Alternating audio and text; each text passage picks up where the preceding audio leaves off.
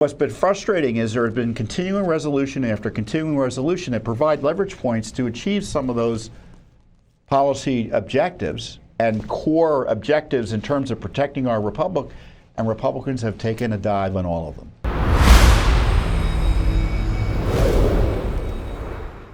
In the meantime, I want to go on to the next topic, which is the what Congress is doing.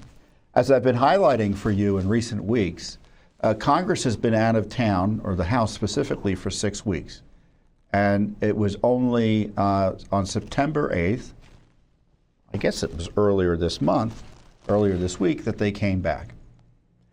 And there's a big debate over whether or not the continuing resolution that Congress has to pass around the end of the month to fund government operations for however long the continuing resolution lasts will include any provisions of good policy that conservatives want, such as the SAVE Act, for instance, which is what Speaker Johnson currently wants to add to the continuing resolution, meaning if government's to be funded, there has to be this law that puts teeth into the federal law that prevents aliens from voting, meaning people will have to verify or when they register to vote, show their citizenship and verify their citizenship. And of course, the left opposes that. And so now that's the big debate. And I don't know what's going to happen, but I do know you need, if you want anything good to come out of this continuing resolution, voters need to have their views heard. And, you know, I highlighted it earlier this week. Well, I've had a few meetings here in Washington, D.C. this week. It's pretty clear that most of Congress is thinking of ways to get out of the city without doing anything for the rest of the year. Not cutting spending to curtail inflation, not protecting our elections from alien voting, not protecting Trump and the rule of law from the effort to jail him by the Biden regime, not doing much of anything. And frankly, if you're interested in having Congress do something, you should contact them now. 202-225-3121. That's 202-225-3121. There I am, hulking around, lurking around Washington, D.C., talking about what's going on. But what's going on ain't good, to be blunt. And you've got to let your views be heard. And I don't know what the outcome's going to be. The outcome's probably going to be what the prior outcomes have been, which is they will fully fund everything they oppose. And they won't even do something simple like ensure that aliens really can't vote in our elections.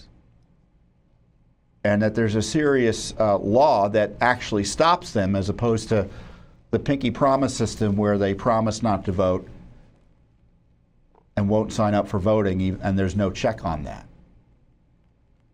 And so what might happen is the continuing resolution is passed with the SAVE Act. This is the best circumstance, given past experience, and the Senate drops it, and then it goes back to the House.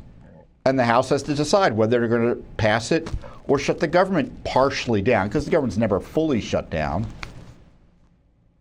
And Republicans see a shutdown as a political loser. I'm not persuaded that it's the wrong thing to do, I should say. But if I were in Congress, I'd want, these are not issues about, I don't like this particular provision, but it's not the end of the world. There are a lot of terrible things going on. These are things that are kind of essential to our republic, right? What's essential to our republic? I consider the following topics: stopping the border invasion, stopping the lawfare against Trump, defunding Jack Smith, ensuring aliens aren't ruining our elections by illegally voting with virtually no checks in place that are substantial. And there's a whole host of other issues.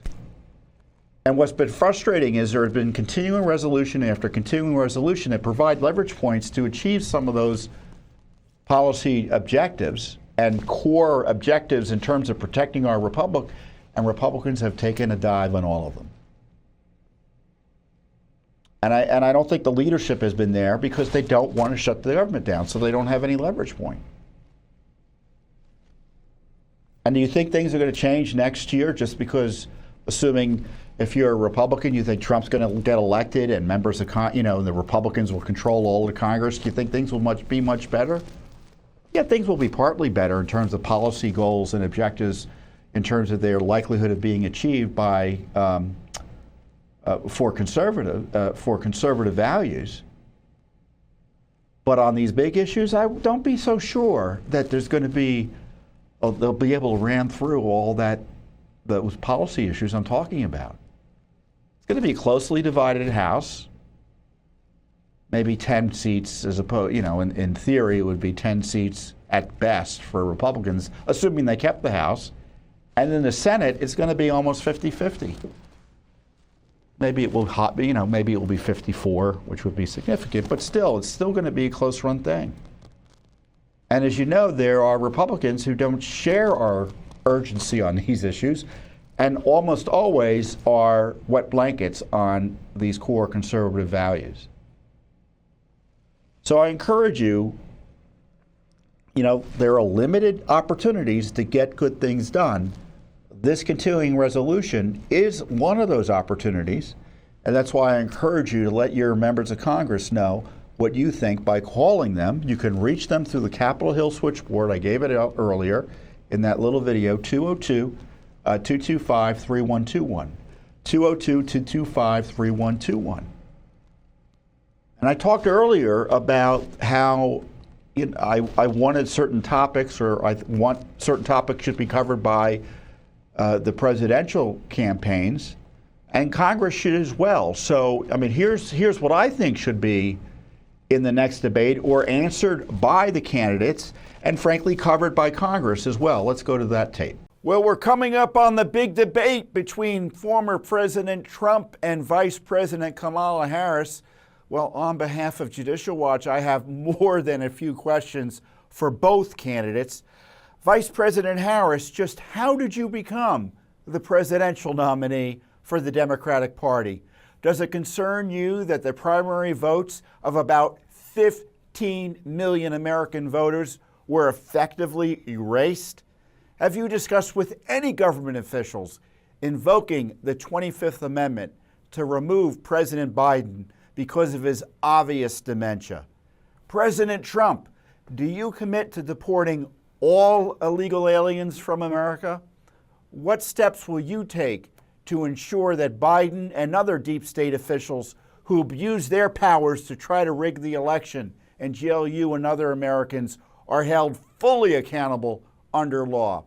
Is the FBI salvageable? Will you commit to full transparency on all government corruption and abuse that have plagued D.C. for so many years? Of course, I have many other questions. What questions do you have, America? Yeah, so as I'm suggesting here, this is an ongoing debate, right? And, you should be demanding answers as well. For instance, we had this new topic come up through the debate about what's going on in Springfield, Ohio.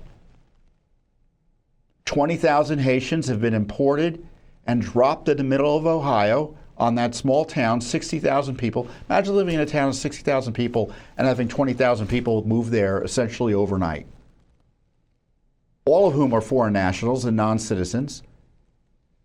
And the left says, where they're legal residents. They're not legal. That's a controversial point. They were imported under an authority that's being challenged in court by Biden. Rather than having him go through Mexico, he's bringing them in on planes. And they're pretending that's legal. It doesn't sound legal to me. Certainly it's not proper. Certainly it's not in the least regular, right?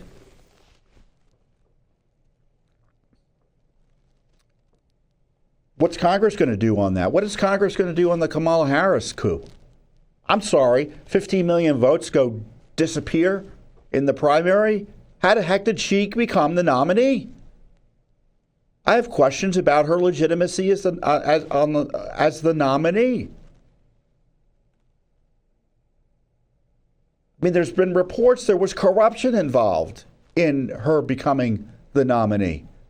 Threats were made against the president over the 25th Amendment. Congress should bring in people and ask questions about it. I mean, et cetera, et cetera. I mean, you could come up with a big list of things Congress should be doing. Maybe they should defund the invasion.